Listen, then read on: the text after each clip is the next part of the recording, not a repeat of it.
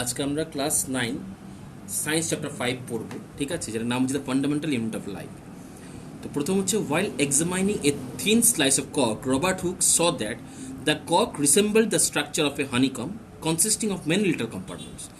তো Robert Hooke একজন scientist, ঠিক আছে, উনি কী করলেন, কর্ককে এক্সামিন করতে গিয়ে, কর্ক মিন্স বোতলে ছিপি, ওটাকে এক্সামিন করতে গিয়ে দেখলেন ওটার যে স্ট্রাকচারটা কী দিয়ে তৈরি, হানিকমসের মতো, মিন্স মধুমক্ষীর যে ঘর আছে ওটা ছোটো ছোটো ছোটো ছোটো লিটল কম্পার্টমেন্টস দিয়ে তৈরি, কম্পার্টমেন্ট কামরা, ছোটো ছোটো কোঠা দিয়ে তৈরি। Cork is substance which comes from the bark of tree. Cork কি? কর্ক একটা সাবস্টেন্স যেটা নাকি গাছের ছাল থেকে আসে। This was in the year 1665 when Hooke made this chance observation through a self-designed microscope. এটা কোন সময়ের কথা? এটা 1665 যখন রবার্ট হুক নিজস্ব একটা সেল ডিজাইন করে মাইক্রোস্কোপ দিয়ে উনি ওটা দেখেছিলেন। এখন সেল ডিজাইন করে মাইক্রোস্কোপটা ওটা দেখতে কেমন ছিল? ওটা দেখতে এরকম ছিল, দিস ওয়ে। তো এই মাইক্রোস্কোপ দিয়ে উনি দেখলেন, দেখার পরে উনি দেখলেন যে কর্কের মধ্যে ছোট ছোট ছোট কোঠা করা আছে। এবং Robert Hooke called this boxes cells. Robert Hooke এই বক্সগুলোর নাম কি দিলেন? Cell. Cell is a Latin word for a little room. Cell একটা ল্যাটিন ওয়ার্ড যার মানে হচ্ছে little room. This may seem to be very small and insignificant incident, but it is very important in the history of science. হয়তো বা হতে পারে ঘটনাটা খুব ছোট এবং খুব একটা ইম্পর্টেন্ট নেই ঘটনাটা, কিন্তু আমাদের সায়েন্সের জগতে, means in the history of science, এটা খুব একটা ইম্পর্টেন্ট একটা ঘটনা, কারণ ওখান থেকে সেলের উৎপত্তি শুরু হয়েছে। This was the very first time that someone had observed that living things appear to consist of separate unit. ওখান থেকে আমরা বুঝতে পারি, ওখান থেকে প্রথম কোনো একটা ব্যক্তি ধারণা করতে পেরেছে যে লিভিং থিংস একটা সেপারেট ছোটো ছোটো ইউনিট দিয়ে তৈরি। The use of the word cell to describe this unit is use still this today in today's biology. আজকের এটা কিন্তু আমরা বায়োলজি যখন ডিসক্রাইব করতে তখন সেলের কথা উল্লেখ করি। তো what are living things made up of living cells কী দিয়ে তৈরি? এখন এখানে একটা অ্যাক্টিভিটি দিয়েছে, অ্যাক্টিভিটিটা কী করে করব আমি অ্যাক্টিভিটি সোজা ছোটো ভাষাতে বলে দিচ্ছি। প্রথমে বলেছি এটা অনিয়ন বাল্ব নেওয়ার জন্য, এটা হচ্ছে অনিয়ন বাল্ব, দেখো মিনস একটা অনিয়নের টুকরা, দেখতে পাচ্ছ, একটা অনিয়ন বাল্ব নেওয়ার জন্য বলেছে। এবং অনিয়নের যে কনকেভ পার্টটা, কনকেভ পার্ট মানে হচ্ছে এইটা, নট উপরেরটা না, কিন্তু এইটা না, এই পার্টটা, এই পার্টটার থেকে বলেছে একটা স্কিন নিতে বলে, একটা এটার পার্টের মধ্যে একটা স্কিন থাকে, ওই স্কিনটা নেওয়ার জন্য বলেছে।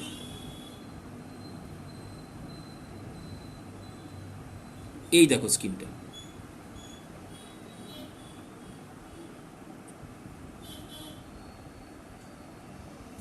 সি, হ্যাঁ, এই স্কিনটা নিতে বলেছে। স্কিনটা নিয়ে এসে কী করতে বলেছে? ওয়াচ গ্লাস, ওয়াচ গ্লাসের মধ্যে রাখতে। ওয়াচ গ্লাস বলতে, ওয়াচ গ্লাস দেখতে এরকম হয়, এই ওয়াচ গ্লাসের মধ্যে রেখে ওটার মধ্যে জল দিয়ে দিতে বলেছে, ওয়াটার। এবং জল কেন দিতে বলে? যাতে এই স্কিনটা যেটা আছে ড্রাই না হয়। এখন এরপরে কি করব? এরপরে আমরা একটা এখান থেকে গ্লাস স্লাইড নেব, দিস কল গ্লাস স্লাইড। ওই গ্লাস স্লাইডের মধ্যে আমরা এই স্কিনটাকে, এই যে স্কিনটাকে, এটাকে এভাবে রাখবো গ্লাসের, রেখে ওটার মধ্যে জল দেব। এবং জল দেওয়ার পর একটা সাফরেনিন একটা সলিউশন যেটা আছে এটার মধ্যে দেবো। দেওয়ার পরে ওটার মধ্যে আমরা কভার স্লাইড, কভার স্লাইড কী জিনিস? কভার স্লাইড দেখতে এরকম হয়, দেখো এই যে এরকম হচ্ছে ছোটো ছোটো কভার স্লাইড এটার মধ্যে দিয়ে দেবো। দিয়ে সেটা যখন মাইক্রোস্কোপ দিয়ে জিনিসটাকে দেখবো, দেখলে পরে এটার মধ্যে ডিফারেন্ট আমরা কি, সরি ডিফারেন্ট না, সিমিলার টাইপস অফ কিছু কম্পার্টমেন্ট দেখতে হবে, এরকম দেখতে হবে। এটা হচ্ছে একটা অনিয়নের সেল, ডিফারেন্ট সেল, ঠিক আছে। তো লিভিং সেল সবাই সেল দিয়ে তৈরি, এরকম ডিফারেন্ট কম্পার্টমেন্ট দিয়ে তৈরি। এটা তো অনিয়নের কম্পার্টমেন্ট দেখালাম, অনিয়নের সেল দেখালাম, ডিফারেন্ট জিনিসের ডিফারেন্ট সেল দেখতে ডিফারেন্ট হবে। এখন নেক্সট হচ্ছে হোয়াট আর দিস স্ট্রাকচার্স। এখন আমি কি একটা ছোট্ট পেঁয়াজ নিয়ে ধরো এক্সপেরিমেন্টটা করলাম, এখন যদি একটা বড় পেঁয়াজ নিই অথবা একটা মিডিয়াম পেঁয়াজ নিই, ওই পেঁয়াজগুলো নিয়ে যদি আমি এক্সামিন করার চেষ্টা করি তাহলে দেখবো এখন পেঁয়াজটা বড়ই হোক, কটন মানে অনিয়ন যে বাল্বটা আছে বড় হোক ছোট হোক বা মাঝারি আকৃতির পেঁয়াজের থেকে নেই, যে কোনো সাইজের হোক, কিন্তু সেলগুলো সেমই থাকবে। মানে মাইক্রোস্কোপের নিচে দেখবো পেঁয়াজের সব সেল দেখতে একই রকম হবে। এখন সাদা পেঁয়াজ হোক, লাল পেঁয়াজ হোক, ছোট হোক, বড় হোক, মাঝারি হোক, সবার ক্ষেত্রে আমার সেলগুলো সেমই থাকবে, ঠিক আছে। তো সেল, এখন সেলের সম্বন্ধে একটা ছোট্ট হিস্ট্রি আছে। Cell were first discovered by Robert Hooke in 1665। Cell সর্বপ্রথম যে ডিসকভার করেছিল সেকে রবার্ট হুক 1665-এ। He observe the cells in a cork slice with the help of a primitive microscope.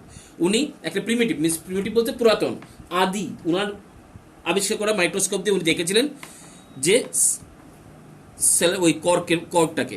Second, এবং উনি এই যে কর্ককে দেখেছিলেন, কর্কটা ছিল ডেড সেল, মৃত, ঠিক আছে। তো লিভিং সেলকে উনি দেখেননি। লিভিং সেল কে প্রথম দেখেছেন? Leeuwenhoek 1674 with the improve microscope discovered the free living cells in pond water for the first time. Leeuwenhoek 1674-এ পন্ড ওয়াটারের মধ্যে লিভিং অর্গানিজমগুলোকে নিয়ে, যেগুলো জীবিত আছে, ওই অর্গানিজমগুলো নিয়ে মাইক্রোস্কোপে দেখেছিলেন। তো যদি কোশ্চেন করা হয় who first see cell, Robert Hooke. Who first see living cell, ওটা হচ্ছে লিভেনহক। এখন it was Robert Brown in 1831 who discover the nucleus of in the cell. এরপরে রবার্ট ব্রাউন 1831 ডিসকভার করেন যে সেলের মাঝখানে একটা নিউক্লিয়াস থাকে। পরবর্তীকালে Purkinje in 1839 coined the term protoplasm for the fluid substance of the cell. এরপরে পারকিনজি একজন সাইন্টিস্ট যে 1839 ডিসকভার করেন যে সেলের ভিতরে একটা সেমি ফ্লুইড, মিনস একটা লিকুইড টাইপের মতো অংশ আছে, যেটার নাম হচ্ছে protoplasm. The cell theory that all plants and animals are composed of cells and that the cells is the basic unit of life was presented by two biologist, Schleiden in 1838 and Schwann. এরপরে cell theory দিয়েছে দুইজন scientist, একজন নাম হচ্ছে স্লেডেন আর একজন হচ্ছে শিওয়ান, একজন 1838 এবং 1839। এবং সেল থিওরিটা কী ছিল? সেল থিওরিটা হচ্ছে যত প্ল্যান্টস এবং অ্যানিমালস আছে সবাই কী দিয়ে তৈরি? সেলস দিয়ে তৈরি।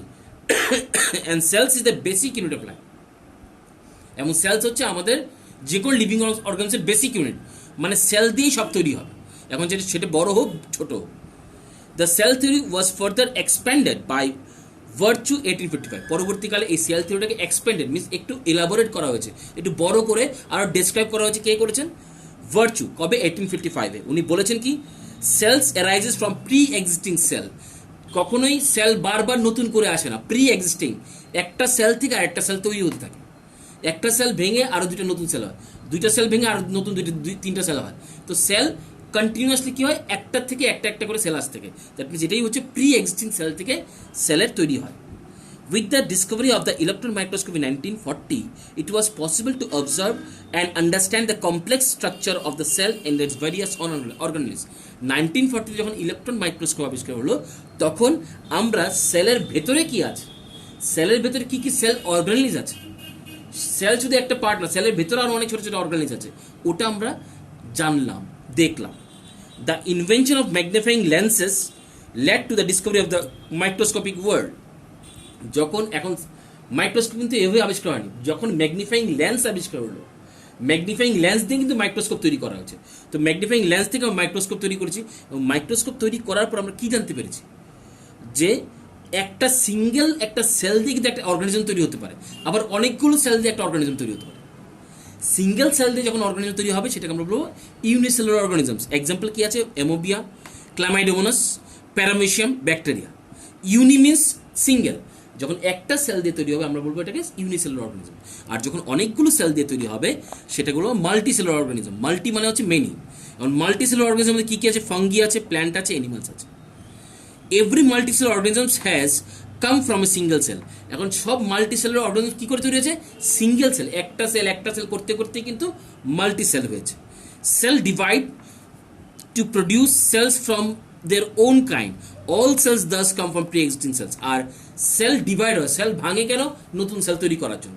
তাই আমরা বলি কখনোই কোনো সেল নিজের থেকে আবিষ্কার হয়ে যায় না, ওই প্রি এক্সিস্টিং একটার থেকে একটা আবিষ্কার হয়েছে। আমাদের যে মানুষ আজকে তৈরি হচ্ছে, মানুষ কি আকাশ থেকে পড়ছে? না, মানুষ থেকে মানুষ তৈরি হচ্ছে। যখন একটা স্পার্ম আর ওভাম মিলিত হয় তখন একটা মানুষ তৈরি হয়, ঠিক আছে? আমাদের মা বাবার থেকে আমরা তৈরি হয়েছি, আমাদের থেকে আবার আমার ছেলে মেয়ে তৈরি হবে। এমন যে আকাশ থেকে ভগবান একটা একটা করে মানুষ থাকবে। তো সেম, সেল থেকে সেল তৈরি হয়। তাই বলেছি cell comes from pre existing cells. Some organisms can have cells of different kinds. আবার কিছু কিছু অর্গানিজম আছে যাদের সেল ডিফারেন্ট কাইন্ডস হতে পারে, মানে একটাই বডি যার মধ্যে ডিফারেন্ট ডিফারেন্ট সেল থাকতে পারে। It depicts some cells from human body. এখন যে ইউনিসেলুলার অর্গানিজমস ওর মধ্যে ডিফারেন্ট সেলস হবে না, যে মাল্টি সেলুলার অর্গানিজম আছে তাদের মধ্যে কিন্তু different different types of cell দেখতে পাওয়া যায়। এখানে কয়েকটা ছবি দেওয়া হয়েছে যেখানে কি আমাদের হিউম্যান বডি ডিফারেন্ট সেল, যেমন স্মুথ মাসেল সেল, এটা আমাদের স্টমাক এবং ইন্টেস্টাইনের মধ্যে দেখতে পাওয়া যায়। ব্লাড সেল, আমাদের nerve cell, ovum, sperm, bone cell, এগুলো ডিফারেন্ট কাইন্ড অফ সেল যেটা একটা হিউম্যান বডির মধ্যেই থাকে, ঠিক আছে? The shape and size of cell are replaced related to the specific functions they perform. এখন কোনো একটা সেলের শেপ এবং সাইজ কিছুর উপর ডিপেন্ড করে, সে কী ধরনের ফাংশন করছে তার উপর ডিপেন্ড করে। Some cells like amoeba have changing shapes. এমন কিছু কিছু সেল আছে যেমন কি অ্যামিওবা, তার শেপ কন্টিনিউসলি চেঞ্জ থাকে, দ্যাট মিনস তাহলে তার সেলের শেপও চেঞ্জ হবে। আর in some cases the cell shape could be more or less fixed. আবার কিছু কিছু ইয়ের মধ্যে অর্গানিজম থাকে যেটা নাকি তাদের সেলগুলো আছে, সেলগুলো মোটামুটি ফিক্স থাকে, যেমন কি নার্ভ সেলসগুলো যেগুলো মোটামুটি ফিক্স থাকে, ওগুলো চেঞ্জেস হয় না নার্ভ সেলের মধ্যে। Each living cells has the capacity to perform certain basic function that are characteristics of all living forms. Each living cells has the capacity to perform certain basic functions. এখন প্রতিটা living অর্গানিজমের মধ্যে particular কিছু function আছে যেগুলো তারা করে। এখন এই ফাংশনগুলো তারা কী করে করে? How does a living cell perform these basic functions? We know that there is a division of labor in multicellular organisms such as human beings. কারণ কি এই যে অর্গানিজমগুলো ডিফারেন্ট ডিফারেন্ট ফাংশন করছে, কার কারণে করছে? সেলের কারণে করছে। এখন মাল্টিসেলুলার অর্গানিজম যারা হয় তাদের মধ্যে অনেকগুলো সেল থাকে, তো সেক্ষেত্রে তাদের যে ওয়ার্ক, সেলগুলো যে কাজ করা, ওগুলো ডিভিশন করা থাকে। এটা হচ্ছে ডিভিশন অফ লেবার। আমরা আগেও ডিভিশন লেবারের সম্বন্ধে পড়েছি। এগুলো হচ্ছে ডিভিশন অফ লেবার, মানে সব সেল একই ধরনের কাজ করবে না, ডিফারেন্ট সেল ডিফারেন্ট কাজ করবে। এখন কি করে? দেখো, একটা সেল থেকে একটা সেল মানে অনেকগুলো সেল একসঙ্গে মিলে তৈরি করে টিস্যু, অনেকগুলো টিস্যু একসঙ্গে মিলে তৈরি করে একটা অর্গান, অনেকগুলো অর্গান একসঙ্গে মিলে তৈরি করে অর্গান সিস্টেম। তো একটা অর্গানের মধ্যে যেই সেলগুলো আছে সেগুলো এক ধরনের কাজ করবে। যেমন ফর এক্সাম্পল, আমার যে হার্ট আছে, হার্টের মধ্যে যে সেলগুলো আছে ওগুলো কাজ কি? ব্লাড পাম্প করা। স্টমাকের মধ্যে যে সেলগুলো আছে ওগুলো কাজ কি? খাওয়া ডাইজেস্ট করা, ঠিক আছে? তো ডিফারেন্ট অর্গান ডিফারেন্ট কাজ করছে। এগুলো কেন করছে? Due to cell. কারণ সেলগুলোর মধ্যে আমাদের লেবার যে কাজ করে, যে ডিভাইড করে দেওয়া আছে, তারা শুধু সেই কাজগুলো করছে। এবং এইভাবেই আমাদের কোনো একটা মাল্টি সেলুলার অর্গানিজমস ডিফারেন্টভাবে ডিফারেন্ট ওয়ার্ক করতে পারে। এখন এটাতে বুঝে ফেললাম যে মাল্টি সেলুলার অর্গানিজম ডিফারেন্ট কাজ করতে পারে। কেন করতে পারে? Due to cell. এখন সেল কেন ডিফারেন্ট কাজ করতে পারে? বিকজ সেলের মধ্যে অনেক ছোট ছোট অর্গানেলি আছে, যেগুলো সেল অর্গানেলি বলে। মানে সেলের ভেতরে ছোট ছোট অংশ আছে যেগুলোকে সেলকে ডিফারেন্ট ওয়ার্ক করতে সাহায্য করে। Each kind of cell organelle perform special functions such as making new materials in the cell, clearing up the waste material from the cell and so on. প্রতিটা সেলে ডিফারেন্ট কাজ করে। যেমন কি আমাদের কি করে? Such as making new materials in the cell, সেলের মধ্যে নতুন জিনিস তৈরি করা, অথবা সেলের থেকে ওয়েস্ট ম্যাটেরিয়াল বের করে দেওয়া। এইসব কাজগুলো সেল কন্টিনিউ করছে। A cell is able to live and perform all functions because of this organelle. Cell এই কাজগুলো কেন করতে পারছে? কারণ কি তাদের বডির ভিতরে, সেলের ভিতরে সেল অর্গানেলি থাকে। This organelles together constitute the basic unit called cell. আর অর্গানেলগুলো একসঙ্গে তৈরি করে সেল। It is interesting that all cells are found to have the same organelles no matter what their function is or what organelle they are found in. এখন বলেছে যে এই যে সেল অর্গানেলগুলো, সব সেলের মধ্যে সেল অর্গানেল সেম থাকে, সব সেলের মধ্যে সেল অর্গানেল সেম থাকে, বাট সেলগুলোর কাজ কিন্তু ডিফারেন্ট হতে পারে। যেমন আমাদের হার্টের যে সেলগুলো আছে ওটার কাজ হচ্ছে পাম্প করা ব্লাডকে। তো হার্টের সেলের মধ্যে যে সেল অর্গানেলগুলো আছে same type of cell organelle আমাদের কিসের মধ্যে আছে? ধরো সেম টাইপ অফ সেলস আমাদের স্টমাকের মধ্যে আছে। স্টমাকের কাজ কি? খাওয়া ডাইজেস্ট করা। তো ডিফারেন্ট ওয়ার্ক করছে সেলগুলো, কিন্তু তাদের সেল যে স্ট্রাকচারটা, সেল অর্গানেল কিন্তু সেম। তো আপাতত এতটুকুই যতটুকু আমরা বুঝতে পারি সেগুলোতে কি? ফার্স্ট অফ অল সেটা হচ্ছে রবার্ট হুক সর্বপ্রথম সেল সম্বন্ধে আমাদের আইডিয়া দিয়েছিলেন যখন উনি কর্কের মধ্যে কিছু পার্টস অফ কম্পার্টমেন্ট দেখতে পেয়েছিলেন। কিসের সাহায্যে? উনার নিজের তৈরি করা মাইক্রোস্কোপের সাহায্যে। ওখান থেকে আমাদের সেলের আইডিয়া আছে। এরপরে আমরা আস্তে আস্তে কি সেল, যে কোনো লিভিং অর্গানিজম সেল দিয়ে তৈরি। দুই ধরনের অর্গানিজমস হয়, একটা হচ্ছে ইউনিসেলুলার যারা নাকি একটা মাত্র সেল দিয়ে তৈরি, অনেকগুলো সেল দিয়ে যারা তো তার মাল্টিসেলুলার অর্গানিজমস। সেলের যে শেপ এবং সাইজ ডিপেন্ড করে সেল কী ফাংশন করছে। সেলের শেপ এন্ড সাইজ ডিপেন্ড করে সেল কী ধরনের ফাংশন করে। যেমন কি অ্যামোবিয়ার যে সেল আছে, অ্যামোবিয়া কন্টিনিউসলি মুভিং বা কন্টিনিউস তার সেল শেপ চেঞ্জ হয়। আবার নিউরন যেটা আছে মিনস আমাদের নার্ভ সেল কোনোদিন চেঞ্জ হবে না। তো সেলের শেপ এবং সাইজ ডিপেন্ড করে সেলের ফাংশনের উপর। সেকেন্ড থিং, প্রতিটা সেলের ক্যাপাসিটি আছে কাজ করার, এবং সেলের ক্যাপাসিটি ফাংশন করার উপর ডিপেন্ড করে কিন্তু আমাদের একটা মাল্টিসেলুলার অর্গানিজম ডিফারেন্ট কাজ করতে পারে। একটা বডির মধ্যে মাল্টিসেলুলার অর্গানিজমের মধ্যে প্রচুর ধরনের প্রচুর সেল থাকে, এবং প্রতিটা সেলই সেম কাজ করে না, ডিফারেন্ট সেল ডিফারেন্ট কাজ করে। কারণ কি আমাদের যদি বেসিক আমরা স্ট্রাকচারতে জানতে চাই, ছোট্ট ছোট্ট সেল অর্গানি থাকে, ছোট্ট সেল অর্গানিগুলো মিলে তৈরি করে সেল। এখন অনেকগুলো সেল একসঙ্গে মিলে তৈরি করে টিস্যু, অনেকগুলো টিস্যু একসঙ্গে মিলে তৈরি করে অর্গান, অনেকগুলো অর্গান মিলে তৈরি করে অর্গান সিস্টেম। তো একটা মাল্টিসেলুলার অর্গানিজমসের মধ্যে যে কাজগুলো হবে সেগুলো কার দ্বারা ডিপেন্ডেন্ট? সেল অর্গানিজের দ্বারা ডিপেন্ডেন্ট।